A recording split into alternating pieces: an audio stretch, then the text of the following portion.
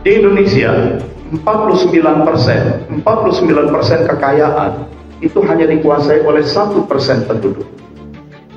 Kekayaan yang begitu luas dikuasai oleh 1% penduduk. Kalau penduduk Indonesia 275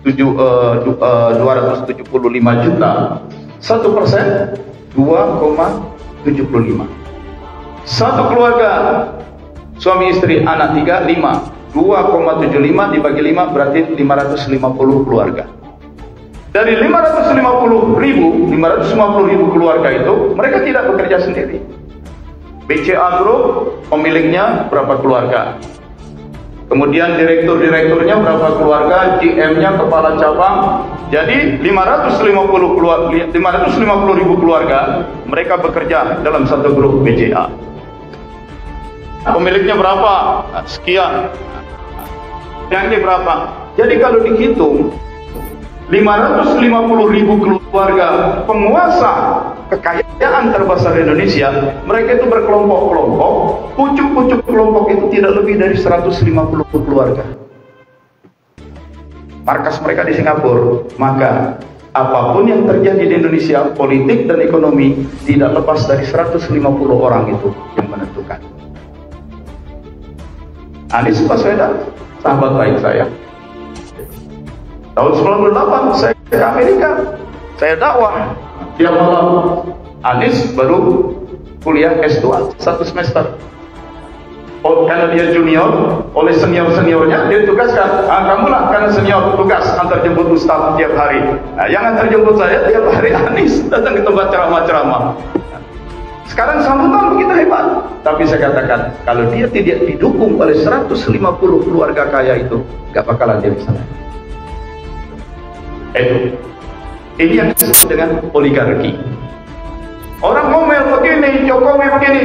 Sudahlah, yang namanya Jokowi dan eksekutif, yang namanya DPR dan semua pengurus parpol, yang namanya hakim dan mahkamah, semua itu hanya boneka. Karena sumber rezekinya itu di 150 keluarga ini. Ini pengendalinya. Gak akan ada yang bisa otak-atik, tergantung 150 orang itu.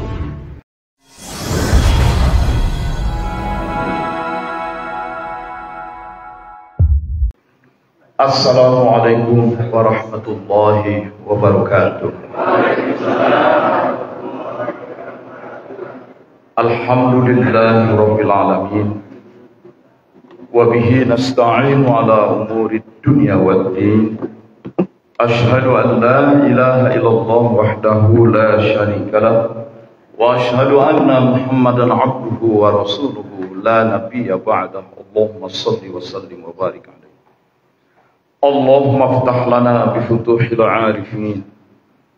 Ya Allah, bukakanlah untuk kami segala hal yang telah kau buka bagi hamba-hambamu yang arifin, yang penuh dengan kearifan, yang mendalam dalam ma'rifah, seperti para rasul dan nabimu, para ulama dan awliya. Allahumma aftah lana bifutuhil arifin. Allahumma aftah lana bifutuhil arifin. Rabbana aftah bainana wa baina qawmina bil haqqi wa anta khairul fatihin. Walhamdulillahi rabbil alamin. Bapak-bapak dan ibu-ibu sekalian yang terlihat di layar ini, untuk perkenalan saja, nama saya Wahyudin Sakam. Sakam nama ayah saya. Pada kesempatan pagi ini saya ingin menyampaikan materi yang tentu Bapak Ibu sudah paham, tetapi saya ingin mengulanginya lagi, yaitu bagaimana kita memperlakukan harta kita. Kita tahu harta dalam bahasa Arab kadang disebut rizqun. Rizqun, razaqah, itu artinya pemberian. Kadang disebut juga malun, mala yamilu, itu artinya mengalir, meleleh. Kalau kita pasang lilin, maka terbakar dia mencair, itu meleleh, mengalir. Maka Harta disebut mal karena harta itu memang mudah sekali meleleh, mudah sekali mengalir, mudah sekali dia berpindah tempat. Atau bisa juga orang mengartikan mal itu artinya kecenderungan. Harta itu sesuatu yang orang selalu cenderung kepadanya. Juga harta disebut dengan istilah fadlun, artinya keutamaan, keunggulan, kelebihan. Karena memang cenderung orang yang punya harta berarti dia memiliki keutamaan, kelebihan. Kita sering ke rumah teman-teman kita yang keturunan Arab Yaman. Di pintu rumahnya itu sering ada tulisan Arab, hada min fadli rabbi. Sering di antara mereka. Ini adalah fadl, ini adalah keutamaan, kelebihan dari Tuhanku.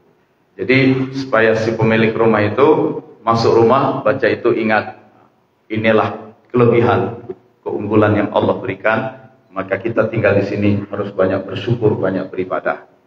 Itu. Sekarang saya mau membahas sisi yang lain.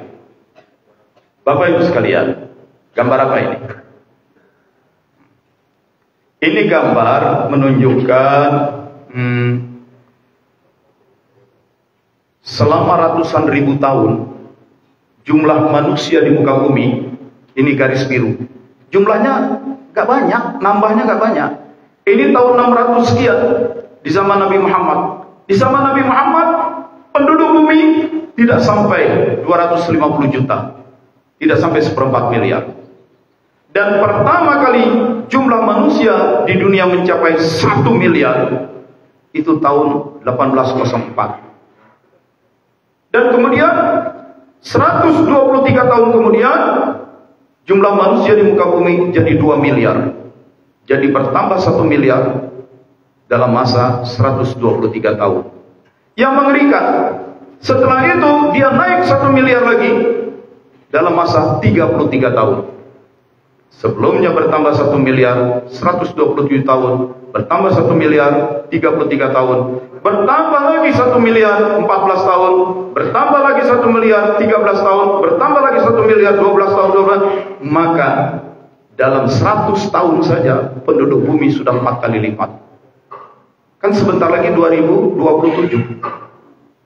1927 penduduk dunia 2 miliar.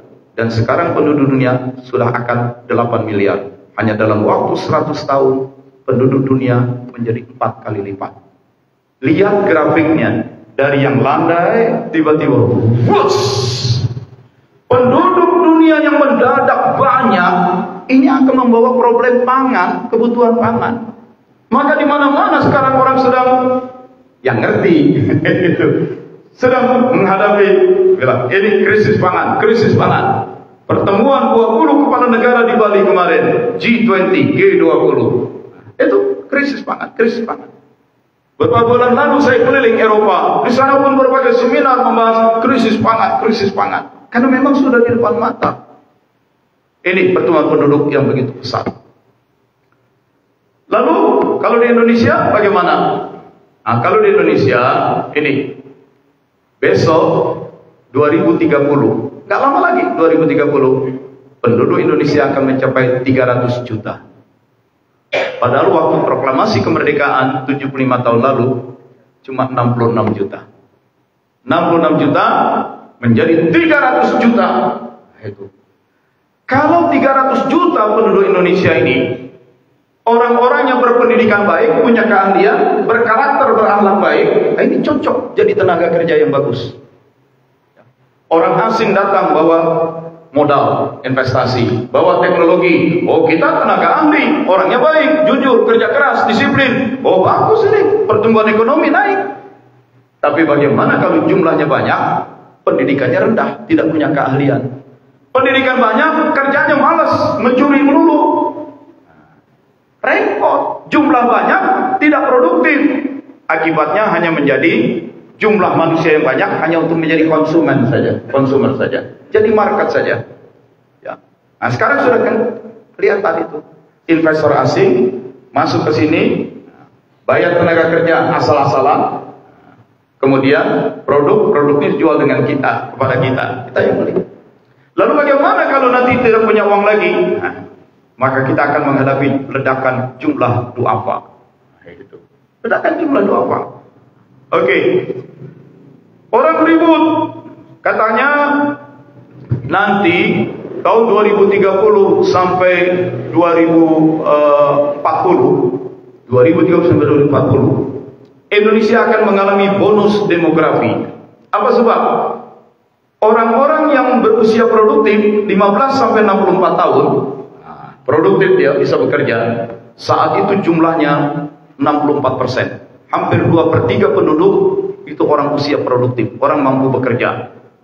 Saat itulah ekonomi kita akan bangkit, produktivitas naik. Tapi setelah diselidiki, ternyata 58% tenaga produktif itu cuma lulusan SMP. Jadi apa yang mau diharap? Banyak penduduk tapi hanya bisa makan, hanya bisa demo pun kalau ada yang bayar. Itu. Nah, jadi berat ini. Ya. Ditambah lagi, nih, sebaran penduduk di Indonesia. Tahun 80, orang Indonesia yang tinggal di perkotaan cuma 1/5, 20%. Tapi 30 tahun kemudian, orang Indonesia yang pindah ke kota-kota lebih dari separuh. Orang Indonesia yang tinggal di perkotaan sudah hampir 2/3. Yang tinggal di pedesaan makin turun. Artinya yang mengurus pertanian di desa makin sedikit. Penduduknya makin tinggi, makin banyak jumlahnya. Yang mengurus pertanian makin sedikit. Penduduk makin tinggi, makin perlu sembako, pertanian makin sedikit. Itu sebabnya jangan heran sekarang semua sembako kita harus impor. Harus impor. Anda boleh tidak suka dengan Soeharto, tapi di zaman Soeharto kita swasembada pangan. Beras tercukupi dari dalam. Sekarang garam pun harus kita impor. Nah, kalau semua tergantung impor, kita harus ada apa-apa dengan negara lain, dengan perang, di stop pengiriman barang. Ukraina itu kecil, Rusia itu besar. Tapi begitu Rusia menyerbu Ukraina, pelabuhan-pelabuhan dikuasai oleh Rusia ditutup, Ukraina tidak bisa ekspor gas keluar. Ukraina tidak bisa ekspor gandum, tidak bisa ekspor lain-lain. Maka yang kalang kabut adalah negara-negara Eropa. Amerika bilang itu Rusia nyerbu Ukraina. Seluruh dunia yang di negara-negara itu ada orang-orang Rusia nyimpan uang, nyimpan duit, harta orang-orang Rusia bekukan. Itu di Singapura saya tahu persis tuh, banyak orang kaya Rusia, hartanya dibekukan, nggak bisa ambil. Tetapi Rusia bilang stop pengiriman gas, pengiriman gandum, pengiriman minyak matahari ke Eropa. Kalau kabut. Mesir saja presidennya sudah bilang kita harus membiasakan makan dedaunan, karena 85% bahan roti gandumnya diimpor dari Ukraina. Amerika kalau dikepung oleh seluruh negara, semua negara perang dengan Amerika, Amerika bisa bertahan 1068 hari, 3 tahun lebih. Kenapa? Masih bisa makan. Di dalam negeri ada perkebunan jagung, ada perkebunan bunga matahari, perkebunan gandum, masih bisa. Indonesia perang, kita hanya bisa bertahan 21 hari. Kan kita nggak punya pangan, semua harus impor. Sama dengan negara-negara yang lain, lemah. Oke, sekarang saya kasih data yang lain. Kemiskinan itu di Indonesia sangat timpang. Ya. Kalau saya langsung saja, di Indonesia 49% kekayaan itu hanya dikuasai oleh 1% penduduk. Kekayaan yang begitu luas dikuasai oleh 1% penduduk. Kalau penduduk Indonesia 275 juta, 1% 2,75. Satu keluarga, suami istri, anak 3, 5, 2,75 dibagi 5 berarti 550 keluarga. Dari 550 ribu keluarga itu, mereka tidak bekerja sendiri. BCA Group pemiliknya berapa keluarga? Kemudian direkturnya berapa keluarga? GM-nya, kepala cabang. Jadi 550 ribu keluarga mereka bekerja dalam satu grup BCA.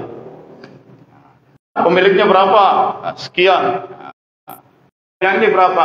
Jadi kalau dihitung 550 ribu keluarga penguasa kekayaan terbesar di Indonesia, mereka itu berkelompok-kelompok.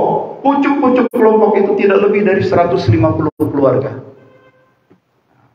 Markas mereka di Singapura. Maka apapun yang terjadi di Indonesia, politik dan ekonomi tidak lepas dari 150 orang itu yang menentukan.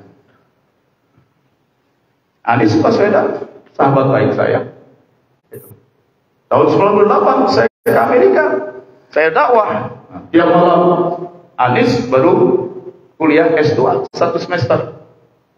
Oh, karena dia junior, oleh senior-seniornya dia tugaskan, kamulah karena senior tugas antar jemput Ustaz tiap hari. Yang antar jemput saya tiap hari Anies datang ke tempat ceramah-ceramah. Sekarang sambutan begitu hebat. Tapi saya katakan, kalau dia tidak didukung oleh 150 keluarga kaya itu, gak bakalan dia bisa naik. Ini yang disebut dengan oligarki. Orang ngomel begini, Jokowi begini. Sudahlah, yang namanya Jokowi dan eksekutif, yang namanya DPR dan semua pengurus parpol, yang namanya hakim dan mahkamah, semua itu hanya boneka. Karena sumber rezekinya itu di 150 keluarga ini. Ini pengendalinya. Gak akan ada yang bisa kutak-atik, tergantung 150 orang itu. Itu problem dasar. Karena itu jangan heran Kompas menyampaikan laporan orang miskin itu sangat besar. Kemiskinan yang sangat parah itu 27 juta, tetapi yang absolut, yang kemiskinan yang sulit makan itu 180 juta. Karena banyak orang miskin di Indonesia ini, orang mimpi ingin cepat keluar dari kemiskinan. Caranya bagaimana? Judi. Itu sebabnya judi online marak. Begitu muncul kasus Sambo yang diduga banyak membackingi judi, maka PPATK, Pusat Pencatatan dan Analisa Transaksi Keuangan, itu bicara. Dulu ketua PPATK-nya kawan saya, sama-sama kuliah di UI. Mereka dengan data komputernya bisa meriksa dalam satu hari uang mengalir dari sini ke sini, dari sini ke sini, itu dilihat. Ini transaksi dari sini ke sini apa? Beli beras. Ini ke sini beli mobil. Ini uang mengalir, ada barangnya, ada mobilnya, ada rumah yang dipertukar. Ini kok uang mengalir, ini uang mengalir, ini kemana? Maka setelah kami kasus Sambo, ketua PPATK melapor ke Kapolri. Pak Kapolri, ada dana 155 triliun dana judi online. Nih buktinya, kan Pak Kapolri perintahkan selidiki. Sekarang kita hitung. Coba yang bawa handphone. Kan di handphone ada kalkulatornya. Coba hitung. 155 triliun dibagi 360 hari. Berarti satu hari perputaran uang judi itu berapa? Sudah, hitung. 155 triliun, nolnya 9 itu. Bagi 360. Maka satu hari perputaran uang judi 412 miliar. Saya tanya, berapa taruhan judi online? Ada 5.000 Pak, 10.000, 20.000. Kita ambil yang paling besar, 20.000. 412 miliar dibagi 20.000 yang terlibat dalam judi online setiap hari 21 juta penduduk. Dan dalam budaya Cina, judi itu kebudayaan, tradisi. Tapi kan orang Cina nggak banyak. Lalu siapa yang banyak berjudi? Ya pribumi. Nah, pribumi yang mana yang kemarin berjudi online? Bisa diduga sebagian besar orang miskin. Itu. Kenapa orang miskin gemar berjudi? Capek menderita, dia mimpi ingin cepat lepas dari penderitaannya. Berapa UMR di Indonesia? Rata-rata 3 juta. 3 juta sebulan bagi 30 hari, berarti rata-rata satu hari 100.000. 100.000 kurangi 20.000 untuk judi, kurangi 20.000 untuk rokok, kurangi 10.000 buat bensin sepeda motor, kurangi 5.000 buat paket internet. Berapa uang sisa untuk makan? Sedikit untuk makan. Maka dengan uang yang ada, beli makanan untuk apa? Makan untuk kenyang, sekadar itu. Bagaimana gizinya, bagaimana kualitas makanannya, tak peduli, pokoknya makan untuk kenyang. Dan apa yang terjadi? Bahwa konsumsi rumah tangga di Indonesia itu 31% adalah untuk beli makanan dan minuman jadi. Makanan-makanan instan, gorengan-gorengan.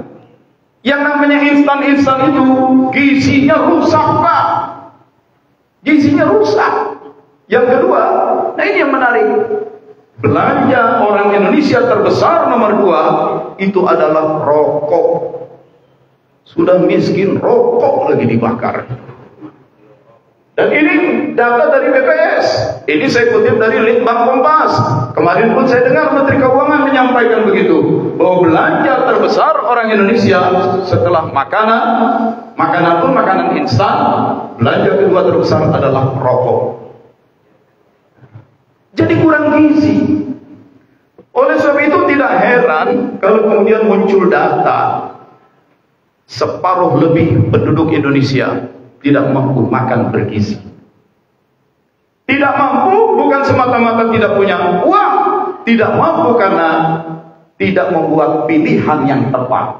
Dia lebih memilih untuk rokok, dia lebih memilih untuk makanan instan yang serba jadi tidak bergizi. Jadi tidak bergizinya itu bukan semata-mata karena tidak punya uang, tapi karena kecerdasan yang rendah, tidak mampu membuat pilihan yang bijak. Separuh orang Indonesia tidak mampu bergizi. Di keluarga, siapa yang paling menderita tidak mendapatkan makanan bergizi? Bayi, karena bayi nggak bisa protes. Apa akibatnya? Kalau bayi 9 bulan di perut ibu sampai dia lahir 2 tahun, berarti total 3 tahun, biasa disebut 1000 hari pertama. Manusia bayi 1000 hari pertama kurang gizi, maka itu disebut bayi stunting. Dan ternyata sudah 20 tahun lebih di Indonesia, 1/3 dari bayi di Indonesia stunting. Sejak di perut ibu sampai usia 2 tahun kurang gizi. Apa dampaknya? Bayi-bayi yang stunting ini nanti pada saat dewasa dia tidak bisa tumbuh. Tubuhnya itu badannya seperti orang normal. Bahasa Indonesia dia tangkas, kerdil. Nah, coba lihat di kamus bahasa Indonesia, tangkas atau tangkas gitu. Nah, jadi yang lain-lain tingginya sekian, dia sekian aja. Pertumbuhan badannya lemah, kurang. Nah, itu. Nenek saya cerita tahun 1942 Jepang masuk. Itu tentaranya cebol-cebol tapi kejam, galak. Kenapa disebut tentara Jepang cebol? Pendek-pendek. Tapi coba sekarang kita lihat Jepang dengan gizi yang cukup, dengan olahraga yang cukup, anak-anak Jepang tinggi-tinggi sudah seperti orang-orang Amerika. Tapi kenapa orang Indonesia generasinya makin pendek? Stunting bayinya. Itu secara fisik. Yang kedua, dalam 1000 hari pertama dia jadi bayi.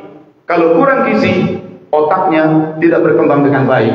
Akibatnya dia akan rendah kecerdasannya. Dan ini data tahun lalu. Saya nangis baca data ini. Orang yang disebut kecerdasannya normal, IQ-nya itu antara 100 sampai 110, itulah orang cerdas normal. Dan rata-rata orang Indonesia kecerdasannya 78,5. Itu. Yang paling tinggi di Asia Tenggara, Singapura, 105. 105 itu wajar, normal. Ada yang sangat pintar, ada yang agak kurang pintar. Ya, rata-ratanya 105. Antara 100 sampai 110. Tapi Indonesia 78,5. Dan kita di bawah Kamboja yang 99. Kamboja itu kan belum lama selesai perangnya. Dan kita di bawah Myanmar. Dan kita di bawah Vietnam. Kita tahu bagaimana perang Vietnam begitu ganas, baru selesai tahun 75, di bawah Thailand, di bawah Malaysia, di bawah Brunei, di bawah Filipina, di bawah Laos. Dan kita di Asia Tenggara nomor 10 sama dengan nomor 11 Timor Leste, tingkat kecerdasan kita. Jadi bayangkan, ini negeri 275 juta, nanti 2030 300 juta, tapi dari 300 juta itu rata-rata IQ-nya 78,5, padahal batas normal 100. Ada yang pintar-pintar, tapi juga banyak yang tak pintar. Itu. Jadi dulu sekolah-sekolah di Jakarta, di kota besar unggul, SMP unggul, SMA unggul. Sekolah di tempat lain kualitasnya rendah. Bagaimana cara supaya sekolah yang kualitas rendah dia bisa menyamai, mendekati yang unggul? Ini perlu diukur dulu. Batasnya mana? Nggak mungkinlah kualitas rendah langsung menyamai kualitas tinggi. Paling tidak rata-ratanya di mana? Sekian. Ini usahakan naik dulu. Naik dulu. Maka ujian dibikin ujian akhir nasional. Semua soal ujian di seluruh Indonesia dibikin sama. SMP sama, SMA sama. Supaya nanti bisa dipetakan mana sekolah-sekolah yang sudah di atas, mana sekolah-sekolah yang masih di bawah batas kelulusan. Ternyata banyak sekolah yang tidak lulus. Begitu banyak siswa tidak lulus, pengurus yayasan marah. Kamu guru nggak beres, kamu kepala sekolah nggak beres. Nih banyak yang nggak lulus sesuai dengan standar. Tahun depan tidak ada orang menyekolahkan anaknya ke sekolah kita. Dipecat itu kepala sekolah dan guru. Sekolah negeri, kamu kok banyak yang nggak lulus, kepala sekolahnya dicopot, pendidiknya dicopot, kepala dinas pendidikannya dicopot oleh bupati. Akibatnya ujian tahun depan daripada takut dicopot semua guru rame-rame membocorkan soal. Dan itu yang terjadi selama puluhan tahun. Lakukan ujian nasional, tapi semua soal sudah dibocorkan supaya semua lulus, supaya selamat. Maka sekaranglah terbukti punya ijazah SMP, tapi nulis tidak bisa. Sekaranglah terbukti punya ijazah SMA, tapi menyimak saja sulit. Dan saya sudah buktikan. Itu. Datang saya ke Kalimantan, sebuah kabupaten baru. Kesana saja itu naik mobil 20 jam harus pakai Land Cruiser karena masuk sungai segala macam. Jalan beraspal cuma dari rumah bupati ke gedung DPRD nggak lebih dari 7 kilo. Tapi di sana anggota DPR-nya punya gelar S3, doktor, PhD. Duduk bersebelah. Bapak doktor dari mana? Dari Universitas di pedalaman Kalimantan. Rasanya bersebelah nggak pernah saya dengar. Doktor dalam bidang apa? Hubungan internasional. Hah? Kalau di Unpad ada hubungan internasional, orang itu untuk kerja jadi diplomat, orang itu bekerja di perusahaan-perusahaan internasional di pedalaman Kalimantan. Untuk apa gelar doktor hubungan internasional? Akhirnya saya tanya, kira-kira apa problem mendasar dari perdagangan internasional kita? Nah, dia nggak bisa jawab, dia bingung. Jadi zaman sekarang ini tidak usah heranlah. Dan jangan sombong dengan gelar-gelar S1, S2, S3. Jangan sombong. Bagaimana mau bangga gelar S2, S3? Sombong. Samsung saja sudah S22, nggak sombong. Ini problem. Penduduk banyak, pendidikan banyak yang palsu. Banyak yang palsu. Kualitasnya nggak ada. Oke. Saya pikir karena sudah makin siang, saya cukupkan sampai di situ saja. Ya, kalaupun ini data terakhir, bolehlah. Tahun 93, sarjana lulusan SMA bekerja, dia dalam 1 tahun bisa mendapat penghasilan 1,8 juta. 1,8 juta dibagi 12 bulan, berarti rata-rata penghasilannya 150.000 per bulan. Tahun 93. Bapak ingat nggak berapa gaji Bapak tahun 93 dulu? Ya, wajarlah kalau lulusan SLA, STM 150.000 sebulan, wajar waktu itu. Ya, itu SMA ya. Sarjana tahun 93, sarjana setahun itu dapat 4,7 juta. Kita bilang saja 4,8 dibagi 12 bulan, berarti penghasilan sebulan 400.000. 93, sarjana 400.000. Wajar? Wajar. Karena tahun itu pun saya sudah jadi manajer IT di sebuah perusahaan marketing research, gaji saya sudah 800.000 waktu itu. Nah, jadi antara SMA dengan sarjana itu 2,5 kali lipat. Selisih antara SMA dengan sarjana 1,5 kali lipat, alias 157%. Sarjana itu 1,5 kali lipat lebih tinggi, 2,5 kali lipat dari SLA. Ini 93. Tapi apa yang lihat tahun 2022 kemarin?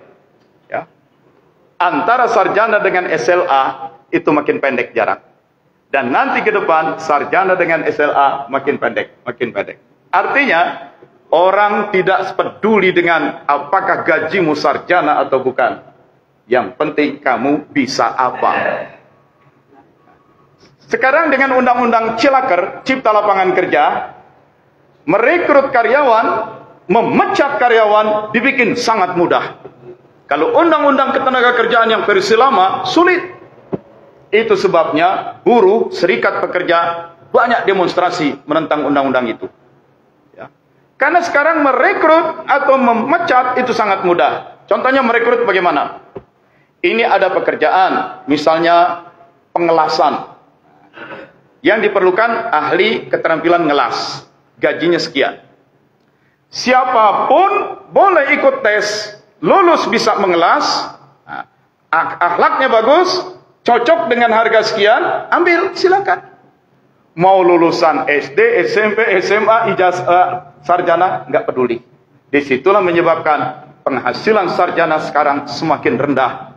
Ya, bukan semakin rendah. Perbandingannya dengan SLA itu semakin mepet. Lulusan SMA, lulusan SMP, punya keahlian. Keahlian nyetir, keahlian bengkel mobil, keahlian ngelas, orangnya rajin, jujur, sopan. Dia lebih punya penghasilan daripada S2. Yang tidak punya keahlian, tidak punya karakter. Kenapa lulusan sarjana itu menjadi semakin tidak berarti? Ini problem. Ada sesuatu yang tidak beres. Kita bikin perguruan tinggi di mana-mana, tapi kualitas tidak jelas.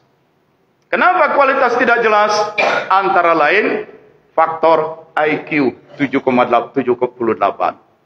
Kenapa jadi begitu? Karena miskin. Nggak bisa menyekolahkan anak yang baik. Ini jadi kayak lingkaran setan. Karena miskin, membuat keputusan salah, uang yang sedikit, tidak dibelikan makanan bergizi, belinya rokok. Karena itu dia jadi stunting, maka tidak bisa sekolah yang baik. Tidak sekolah yang baik, penghasilannya jadi rendah, jadi miskin. Karena miskin, tidak bisa makanan bergizi. Karena tidak bergizi, kecerdasan rendah. Kecerdasan rendah, akhirnya dapat pekerjaan yang rendah. Miskin lagi, lingkaran setan. Begitu. Nah, sebagai penutup terakhir. Dari tadi terakhir ya. Nah, Bapak Ibu sekalian, sekarang ini kesimpulannya. Dalam kehidupan bernegara, di mana-mana rakyat bernegara harus bayar pajak kepada negara. Betul? Semua negara rakyat sudah bayar pajak. Dan pajak disetor ke negara, dikelola oleh penguasa negara. Untuk apa uang pajak itu? Untuk mendanai penyelenggaraan negara. Menggaji departemen, itu kantor-kantor kementerian, transportasinya, listriknya, AC-nya, bayar pegawai negeri. Oke. Sisanya digunakan untuk membangun public service. Apa itu public service? Jaringan puskesmas, jaringan transportasi umum, kemudian air bersih, jaringan listrik, itu. Pada negara-negara yang disiplin anggarannya lemah, maka yang terjadi adalah korupsi besar-besaran. Jadi pajak dikorupsi, dibagi-bagi oleh para elit penguasa. Lalu bagaimana kepentingan rakyat untuk air bersih, untuk jembatan jalan? Tidak ada dananya. Undang investor asing, utang luar negeri. Lah utang harus dibayar, bagaimana bayarnya? Naikkan lagi pajak. Atau barang-barang kebutuhan rakyat naik harganya, subsidi-subsidi dicabut. Jadi gambaran ini dari duit dari rakyat mengalirnya ke atas, turun ke bawahnya sedikit. Ini namanya sektor fiskal, pajak. Lalu bagaimana sektor moneter? Rakyat berbisnis, perlu modal dari bank. Maka dia harus bayar cicilan ke bank, bayar bunga ke bank. Bank yang memberikan kredit, kadang-kadang kreditnya macet. Dia kekurangan uang, maka dia minta bantuan kepada bank yang lebih besar. Bank yang lebih besar, modalnya sangat besar, dan dia main grup. Dia membentuk kartel. Maka ujung-ujungnya, dari semua aktivitas bisnis, yang paling untung adalah yang paling besar. Secara fiskal, uang mengalir ke atas. Secara moneter, uang mengalir ke atas. Maka jangan heran, yang kaya terus makin kaya, yang miskin kan terus makin miskin. Pertanyaannya, ada tidak uang dari rakyat bawah kembali ke rakyat? Kalau kita bertumpu pada sistem moneter, itu namanya sistem kapitalis. Kalau kita bertumpu pada kekuatan negara, itu namanya sistem sosialis. Background saya ekonomi, saya pelajari betul kapitalisme, sosialisme. Saya kunjungi negara-negara komunis, termasuk Korea Utara. Saya ke Cina, saya ke Rusia, saya kemarin ini dari Serbia. Saya pelajari semua. Tidak ada. Di semua negara itu, umumnya fiskal maupun moneter, dana dari bawah mengalir ke atas, hanya menyebabkan yang atas makin kaya, yang bawah makin miskin. Mana dana dari bawah ke bawah? Itu hanya ada dalam sistem ekonomi Islam. Itulah ISF, Islamic Social Finance, itulah zakat dan wakaf. Dari dana zakat itu ketentuannya 8 asnaf, harus ke bawah lagi, harus ke bawah lagi, harus ke bawah lagi. Maka setiap tahun Gubernur Bank Sentral, kalau di Indonesia itu BI, itu ada pertemuan di berbagai negara. Berbagai negara laporkan, ini kondisi fiskal kami, ini moneter kami. Ini fiskal kami, ini moneter kami. Begitu Gubernur BI sampaikan laporan, ini fiskal, ini moneter, dan ini Islamic Social Finance. Kaget, apa itu Islamic Social Finance? Inilah dana-dana zakat wakaf yang bergulir di masyarakat. Kenapa harus dilaporkan? Kenapa harus dimonitor oleh BI? Kalau Bank Indonesia, Bank Sentral tidak melakukan monitoring, BI hanya menatap fiskal moneter, BI tidak bisa memahami potret yang utuh apa yang sedang terjadi di masyarakat. Apa buktinya bahwa zakat wakaf di Indonesia sangat berperan? Kalau dihitung, dana-dana sedekah itu, dana-dana Jumat berkah yang tiap habis selesai Jumat makanan dibagi-bagi, itu berapa? Dan itu tidak terlacak oleh sistem moneter, oleh sistem fiskal. Tapi dana itu besar. Dan itu sebabnya Indonesia tetap stabil, tidak rusuh sosial. Meskipun ketimpangan kaya dan miskinnya sangat tinggi. Karena diam-diam di kalangan bawah ini, nah, ini zakat wakaf main, dana-dana sosial. Itu. Sekarang dimulai dari Masjid Jogokarian di Jogja, hampir di seluruh Indonesia saya lihat, terutama di kota-kota, tiap selesai sholat Jumat, selalu ada makanan yang dibagikan. Jumat berkah. Ada ibu-ibu yang bang, ini 100 bungkus nasi, nah ini 50 bungkus mie. Pengurus masjid hanya menyediakan mejanya saja. Siapapun selesai sholat Jumat, perlu ambil makanan, ambil. Itu sebabnya di Indonesia, masalah zakat dan wakaf lalu mendapat perhatian khusus. Zakat, sudah ada undang-undang zakat. Wakaf, sudah ada undang-undang wakaf. Regulasi ke bawah sudah lengkap. Institusi zakat adalah Basnas.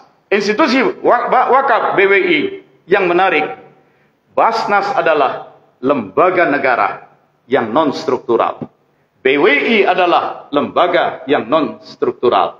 Artinya, ini lembaga negara, tapi berdasarkan syariat Islam. Kemudian ada lagi Badan Penjaminan Jaminan Halal. Itu lembaga negara, berdiri dengan undang-undang. Itu penegakan syariat Islam. Kemudian pengelola keuangan haji, itu lembaga negara, syariat Islam. Jadi sebenarnya sudah banyak syariat Islam masuk ke dalam negara ini.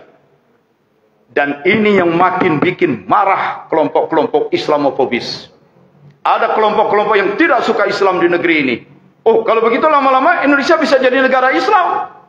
Tidak, selama ini kita sudah menyatakan Pancasila final, selesai. Tapi nyatanya syariat-syariat Islam masuk ke lembaga-lembaga negara. Nah, ini bagi seorang yang anti-Islam, ini bikin pening kepala. Bagaimana ini Islam mau dicegat? Justru masuk dia kemana-mana. Ya. Coba semua. Ya. Di masjid-masjid. Tahun-tahun 61-62, Nurholis Majid, saya pernah dengar cerita. Kelompok-kelompok Nasrani itu menginginkan supaya di Indonesia dijadikan hari Jumat itu hari libur. Karena mayoritas Muslim. Dan kita menolak. Tahun 60-70, orang Islam pendidikannya rendah, sosialnya rendah. Sampai tahun 70-an ditanya, apa agamamu? Islam, Pak. Sambil nunduk. Gak ada pejabat mengawali sambutan dengan Assalamualaikum. Pokoknya Islam terendah.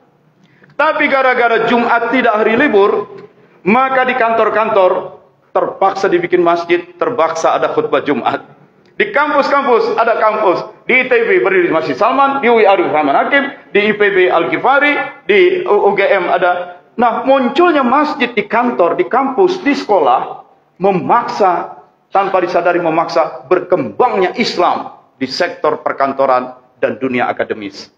Dan sekaranglah kita rasakan kebanyakan kelas menengah Muslim di Indonesia, mereka yang berpendidikan memiliki kesadaran Islam jauh lebih tinggi daripada yang tahun 60-an dulu. Nah, sekarang juga syariat Islam terserap masuk negara. Maka saya bilang, kalian tidak usahlah ribut-ribut seperti HTI, mau bikin negara Islam, itu akan jadi rusuh saja. Tidak usah pakai nama negara Islam, tetap saja NKRI. Tapi syariat Islam berlaku. Dan berlakunya syariat Islam dalam kenegaraan, dalam peradaban, itu justru menyelamatkan bangsa. Kalau tidak pakai Islam, kita hanya main fiskal moneter. Celaka. Lihat negara-negara komunis. Lihat negara-negara kapitalis. Hancur semua. Justru mereka sekarang mulai menyerap nilai-nilai Islam. Maka jangan heran di Amerika, di Eropa makin banyak orang masuk Islam. Jangan heran bank Islam di Eropa, di Amerika semakin tumbuh membesar. Oleh sebab itu, tunaikanlah sedekah, infak, zakat, dan yang harus kita gencarkan wakaf. Assalamualaikum warahmatullahi wabarakatuh.